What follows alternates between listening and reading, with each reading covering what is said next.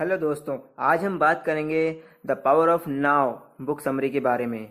तो आइए जानते हैं आज की बुक समरी के बारे में, जिसे लिखा है एकर्ट टोले। तो point 1, separate your mind and body. हमारे दुखों का कारण हमारा ब्रेन होता है। कई बार ब्रेन पास्ट में हुई बुरी घटनाओं के बारे में सोचने लगता है। इससे हम दुखी हो जाते हैं और इसका खामियाजा हमारी बॉडी को भी भुगतना पड़ता है, क्योंकि ब्रेन जब दुखी होता है तो हमारी एड्रेनल ग्लैंड कुछ स्ट्रेस हार्मोन्स छोड़ती है, जिनका नाम कोर्टिसोल और एड्रेनालाइन होता है।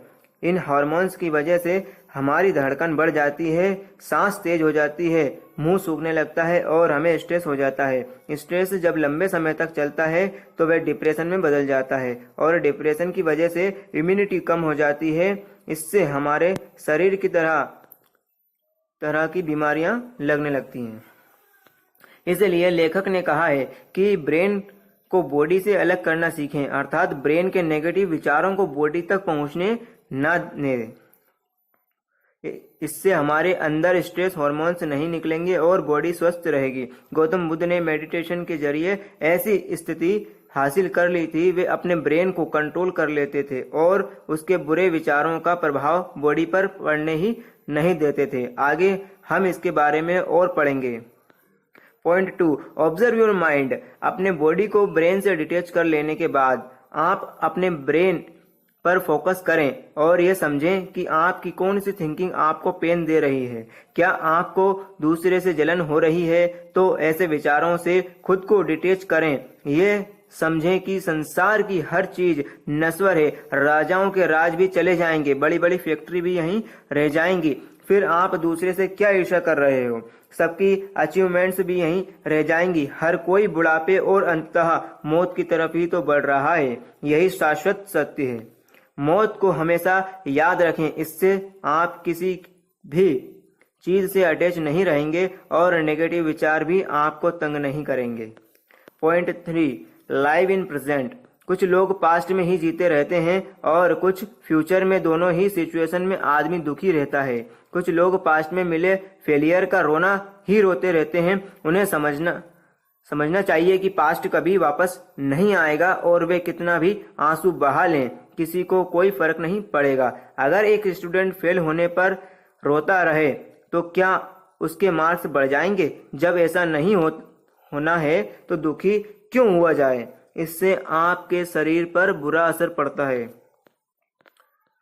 इसी तरह कुछ लोग फ्यूचर की चिंता में डूबे हुए हैं। स्टूडेंट्स चिंता में जी रहे हैं कि कॉम्पिटिटिव एग्जाम कैसे क्लियर होंगे। जॉब वाले चिंता में जी रहे हैं कि प्रमोशन कैसे होगी। हर कोई फ्यूचर की तरफ भागे जा रहा है, लेकिन इस चक्कर में लोग अपनी मौजूदा लाइफ ही ठीक से नहीं जी पाते। इसलिए प्रेजेंट में जीना सीखें। जो कुछ भी आपके पास आज है उसके लिए यूनिवर्स को धन्यवाद दें। ऐसा करने से आपका दिल खुशी से भर जाएगा और आपको लगेगा आपके पास सब कुछ है। छोटी छोटी चीजों में खुशी ढूंढ लें। कभी भी खुद को दूसरे से कंपेयर ही ना करें। अपने झोंपड़े में ही ढोलक बजाकर खुशी पैदा की जा सकती है। हो सकता है महल वाला 1000 टेंशन में जी रहा हो। Point 4, except the tragedies. पर बहुत से लोग सोचने लगते हैं, हे भगवान, मेरे साथ ये ऐसा क्यों होता है? लेकिन यह एक नेगेटिव स्टेटमेंट है जो हम अपने दिमाग को दे रहे हैं और इससे दिमाग बेहद डिमोटिवेट होता जाता है। फिर वह अपनी तरफ और प्रॉब्लम्स आकर्षित कर लेता है। इसलिए नेगेटिव वाक्य न बोलें। इसलिए ऐसा माइंडसेट बना लें कि डेली कुछ प्रॉब्लम्स तो आएंगी ही, लेकिन आप उन्हें सुलझाते जाइए और जीवन का मजा उठाते जाइए। जितना आप सोल्व कर सकते हैं उतना ही कीजिए, लेकिन ऐसा बिना परेशान हुए करें। दूसरों की हेल्प ले सकते हैं, लेकिन इसके लिए हमेशा पहले से ही दूसरों की हेल्प भी करते रहिए, क्योंकि हेल्प वापस आती है। कोई ट्रेजेडी होने पर अत्यधिक दुखी न हो जाए, बल्कि उसे विधि का विधान जानकर एक्सेप्ट करें। खुद को संभाल कर फिर से आगे बढ़ने की कोशिश करें। यही जिंदगी जीने का तरीका है। Point 5, be in alert state.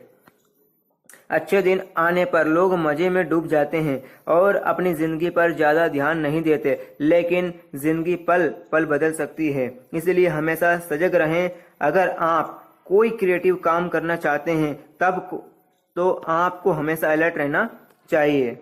क्योंकि क्रिएटिव विचार अचानक से आते हैं, वे कभी भी कहीं भी आ सकते हैं।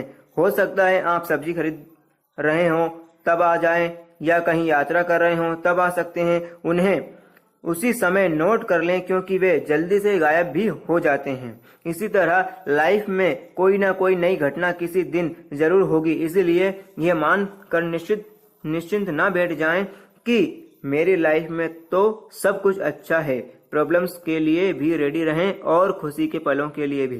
Point 6, ego is destructive. कुछ लोग जीवन में जरा सी सफलता पाते ही ईगो यानी अहंकार से भर जाते हैं। वे अपने सामने किसी को कुछ नहीं समझते, लेकिन इससे उनका खुद का पतन शुरू हो जाता है, क्योंकि ईगो वाला व्यक्ति नेगेटिव वाइब्स छोड़ता है और लोग अंदर ही अंदर उससे नफरत करने लगते हैं। वे उससे दूर होने लगते हैं। इंसान सोशल एनिमल है, उसे सोसाइटी की जरूरत पड़ती रहती है, लेकिन अगर सोसाइटी के लोग आपको नापसंद करेंगे तो मुसीबत आने पर आपको हेल्प भी नहीं मिलेगी। साथ ही लोगों के नापसंद करने पर ऐसे आदमी का स्ट्रेस लेवल बड़ा रहता है, उसके झगड़े भी बढ़ जाते हैं, इससे उसका स्ट्रेस और बढ़ जाता है।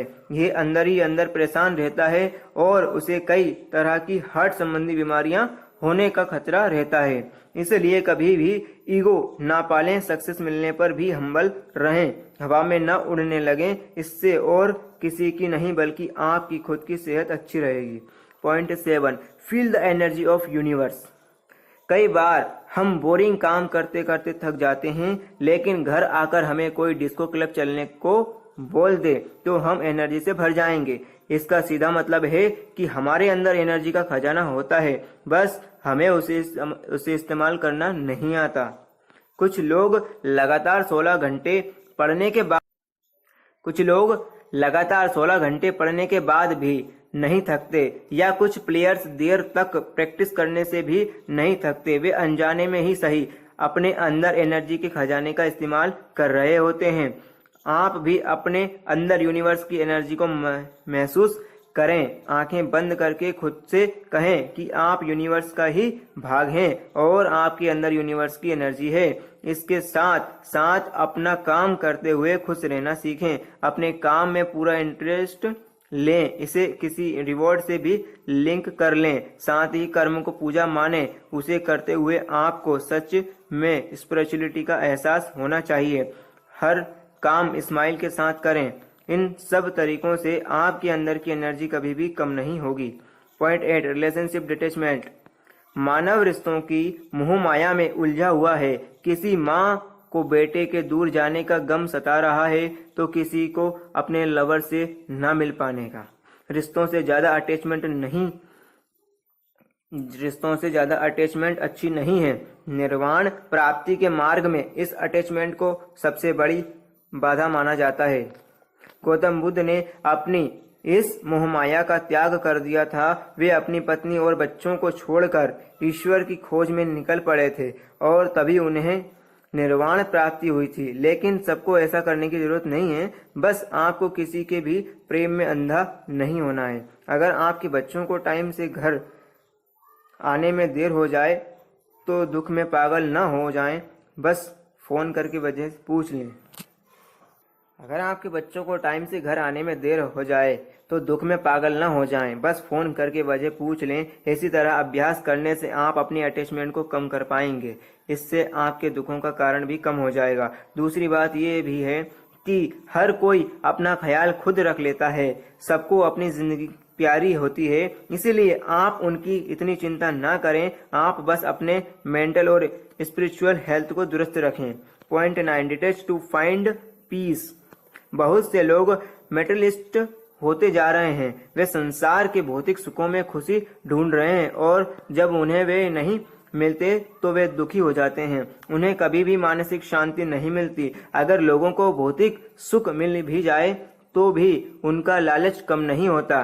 कभी उन्हें मोबाइल का लेटेस्ट वर्जन चाहिए, कभी दोस्त से ज्यादा बड़ी और महंगी गाड़ी चाहिए आदि मेटेरियलिस्टिक चीजों में आसक्ति ही दुखों का कारण है। इसलिए इन चीजों में से भी मोहमाया त्याग दें। कई बार शेयर मार्केट में लॉस होने पर कुछ लोग गम से पागल हो जाते हैं, क्योंकि वे ऐसे अटैच्ड हो जाते हैं। लेकिन इस से उनकी जिंदगी खराब होती है। ऐसे में उन्हें खुद को इस सब से डिटैच कर लेना चाहिए। सुखों को जरूर भोगें, लेकिन उनसे अटैचमेंट न पालें। जब कोई इंसान पैसा आदि खो जाने पर भी मुस्कुरा सके तो समझ लेना चाहिए कि उसने मानसिक शांति और सच्ची खुशी को प्राप्त कर लिया है। Point 10, surrender versus resign. कुछ लोग असफलता मिलने पर हार मान लेते हैं। वे दुख के सागर में डूब जाते हैं और दोबारा कुछ भी बड़ा करने की कोशिश नहीं करते। कुछ तो अवसाद डिप्रेशन में चले जाते हैं और कुछ लोग शराब, सिगरेट, ड्रग्स आदि लेने लगते हैं और अपनी जिंदगी को चौपट कर देते हैं। लेकिन ऐसा रवैया गलत है। गीता में लिखा है, क्यों व्यर्थ चिंता करते हो, किससे व्यर्थ डरते हो, तुम्हारा क्या खो गया। जो तुम लाए थे, जो लिया यहीं से लिया, जो दिया यहीं दिया। इसलिए कभी भी हार, रिसाइन ना माने, बल्कि खुद को ईश्वर का या ब्रह्मांड के चरणों में समर्पित कर दें। अपनी गलतियों में से सीखें और फिर से कोशिश करें। विश्वास और कोशिश करते रहने से ही सफलता मिलती है। इसलिए कभी भी विश्वास को न खोने दें और निरंतर प्रयास करते रहें। तो हेलो दोस्तों, आज की बुक समरी में सिर्फ इतना ही। आने वाली बुक समरी में आप सभी का स्वागत है। तो कृपया मेरे चैनल को आप सब सब्सक्राइब करके रखें, ताकि ऐसे ही मोटिवेशनल और बुक्स का मैं रिव्यू देता रहूं।